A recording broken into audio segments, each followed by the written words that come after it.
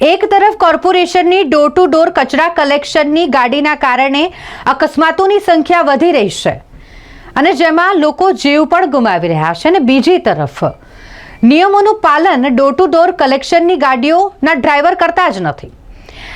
તેઓની પાસે આ નિયમોનું પાલન કરાવવાની જવાબદારી કોની છે તે ચર્ચાનો વિષય બને છે. હાલ આ વિડીયો તમે જોઈ રહ્યા છો કે જેમાં ડોર ટુ ડોર કચરા કલેક્શનની ગાડીમાં ઓવરલોડ કચરો ભરીને લઈ જવામાં આવી રહ્યો છે. ઠેલા એ રીતે લટકાવવામાં આવ્યા છે કે પાછળથી આવતું વાહન જે સાઈડમાં આપવામાં આવતા કાચમાં દેખાય જ નહીં.